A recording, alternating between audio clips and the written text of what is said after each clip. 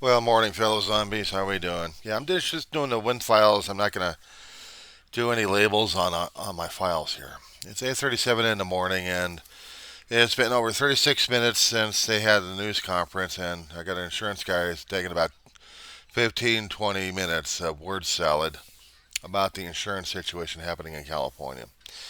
So there are actions taken to protect those who need the fire insurance a great deal concerning about loss of their homes. And he's got a lot of information he's plugging out. Thank God for YouTube. So, fires are getting less. It's getting a little bit more containment, but it's still out of control. You heard about the reports of one particular guy who was going to be an arsonist out for the West Hills fire. Turned out he wasn't. I mean, there was other felony charges, but nothing related to the arson. So basically, I consider that nature. There is percentages of control, about 3 to 8%, I think, if I heard it right, for the fire officials concerning about the Palisades fire. Here on, they get about 35, I think 50, or maybe 65, somewhere in that area. But they are getting major control over it. And Eaton Fire, they're still trying to get control. Mount Wilson's still up and operating. The personnel on the ground right at the base station, they fought the fire and got it out of control and contained and hopefully out. So that's all right. And right now, we got the guys coming up, the officials doing their official thing. So that's good. So I am okay for this morning. I still don't like the fire situation. I mean, once we get to a curve and it starts waning down a little bit, I get a little bit less jumpy and less moody. Now, concerning about the other situations we've been facing and also the finger pointing and everything else going on, I mean, that really got to my ass. That really burned me on that one. I was just pissed off about it. And why not? I mean, I had to do some digging into uh, the smelt. Gavin Newsom is still an environmentalist. He listens to experts, I believe. And there may have been actions taken to profit. I can't deny that. Well, we had a recall election several years ago. There was a lot of things that were pissed off on him, including how he's handling the COVID. And then somebody brought up his wine, his winery that he actually had up in North, right by San Francisco General Facility, vicinity, Napa Valley, I believe it was. People didn't like it that he actually had a business. But there was nothing in California law, then or now, restricting him from having a private business. Federal, yes, but not state, because we didn't have that in there yet. And I was hearing stories concerning about the pistachio situation. I'd seen some of the videos coming out there, and they're like, "Did you know about this? Did you know about this? Did you know about this?" And I'm thinking to myself, "Dude, we got a crisis going on at this point over here. I'm thinking more about how we're going to contain the damn fires, or what else we can do at this point over here." And you're talking about conspiracy theories. Get the hell out of here. Wait until I turn a curve, and then you can go full mock out on the finger pointing and thinking, see, the cause of the damn shit. They're still going to say it anyway, regardless. They're going to be blaming every damn elected official over there. They're going to be blaming us that we're woke, we're liberalism, we got LGBTQ community running things. We've got this, we got that. Only because they don't know what else to do. They're constantly thinking about this damn crap. Okay, so Newsom's got a winery. He diverted water. Maybe a little bit more, too much in different areas. But concerning about the California salmon, though that fish was going out of season permanently. He was trying to save an endangered species. But there was no way they could have foreseen this situation as I've been trying to explain. But nobody wants to hear about it. So I'm still going to put it on my general logs until I get it relabeled and then put it into the descriptions, make the changes necessary for this. But I had to get the ranting and raving out there because I just couldn't deal with what everyone else was saying. Basically, word salad. And I'm not pulling anything back on this. You guys are going to be a pain in the ass about shit. You're going to be complaining about what's happening these days. Well, shit happens. What else can we say? So this is my morning rant for right now. Trying to save space on my flash drives. We get anything more to gripe about? I mean, I could pull up a history of this stuff. Uh, the Greenland visit from Trump's one of major malfunctions, and takes over another major malfunction. And they go over to Greenland and try to say, "See, they like us over here," and then there are some people are debunking it left and right, saying, "No, it's a scam." They threw MAGA hats on them, promised a meal or two for the homeless people over there, and got them to agree. And that was going to be the presentation of saying that Greenland loves Donald Trump and wants us to take him over. They'd say anything for a meal. But the rest of the people in Greenland and Denmark are just laughing their heads off. And they're saying, we don't buy your bullshit. But Trump's got to have a win somewhere, and Kirk's got to rant and rave. So we got that crap going on. I don't know. We got people still losing their frickin' minds one way or another. And also, I don't think Trump really cared about Jimmy Carter. He was just making a presence and making a photo op at that point. He really didn't care one way or another. So they're going to talk. The other countries are going to have their own say.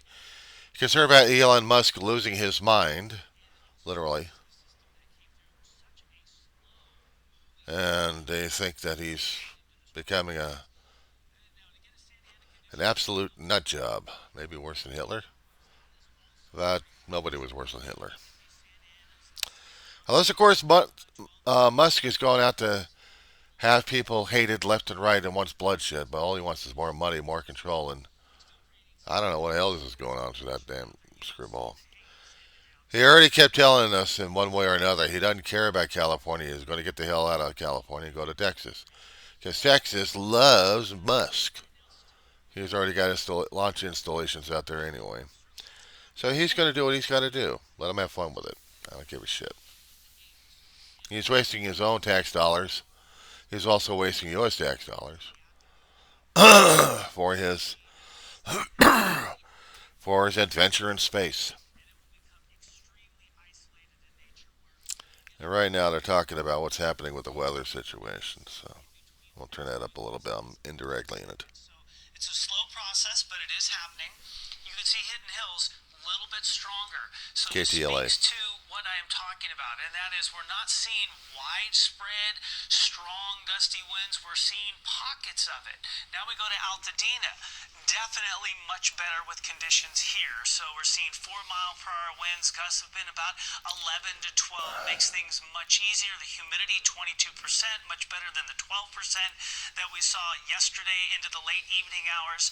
And sustained winds, as we look at them, there is a pocket, and you can see it right along the border of Ventura County, western LA County, where we do still see some of those stronger winds racing out of the canyons, but now we're starting to see a lot of areas where it's calm conditions. We head out to the IE, Corona 13, San Bernardino about 10 to 13. So again, still pockets of some stronger winds, but as I get out of the way so you can look at things as a whole, it's really nice to see single digits, smaller sustained winds. So overall, conditions are improving. Our high wind warning areas are beginning to shrink. Our wind advisory areas are beginning to shrink. So when we talk about a red flag warning, many areas no longer truly umbrellaed under the red flag warning, but I want to broad brush all areas of Southern California. As long as we have these warm, dry conditions compared to the average this time of the year, and we still have some gusty winds, there's still a risk out there, not just for the fires that are existing as we speak, but also the potential for new fires. Now, air quality goes without saying, very poor, suffering with all the smoke and the haze in the air. Temperature-wise, I wish we were just talking about temperatures because this would be a great way to go into the weekend. With mid 70s, the best temperature readings you're going to find anywhere in the United States. But of course, this takes a backseat, rightfully so, to the fires and the devastation. Now, 71 in Santa Ana, 71 in Irvine. These are traditionally areas, certainly Santa Ana coming out of the mountains and through Yorba Linda, Fullerton, Brea, La Habra. Winds have been a little bit of an issue in some of the higher altitude areas. Now, we're going to still see some gusty conditions, but again, overall, winds will start to come down. I think we'll see some strong gusty conditions till about the noon hour. My thinking is that after we get to the noon hour, 1, 2, 3 o'clock, the winds will effectively have shut off. We could see some isolated gusts, but we'll feel a lot better. Now, the red flag warning will extend till 6 o'clock this evening, and that's generally the case when we deal with these weather warnings or advisories. There's a little bit of a 5, 6 hour buffer, so we just kind of extend it a little bit farther out just to be on the safe side. But once we get to noon, I think we will see a drastic change, much calmer conditions. Sunday, winds come back. We could see some winds coming back. In fact, I think Tuesday's forecast could be a little bit of a windy one once again, with a moderate to strong Santa Ana still in the forecast. All right, Ginger, let's send it over to you for a look at traffic. Yeah, we have a lot of things that we have to cover for you, Rob. And while they're covering the traffic, I just wanted to get a little bit of weather information. So it is becoming more and more favorable out here in Southern California. It is becoming a little bit more favorable, and that'll help us out with the fire situations all over the place.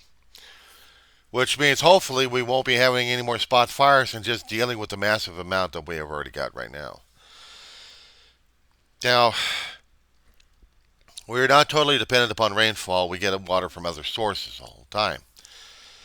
And yeah, we had to do some diversions for agriculture, depending upon criteria, which I don't even have that information with. But the city also has needs, and we're getting it from California Aqueduct, which is over about 100 plus years old. We had fights with Arizona, and we had fights with Nevada over water rights of what we need for our state, our thirsty state. Constantly thirsty state.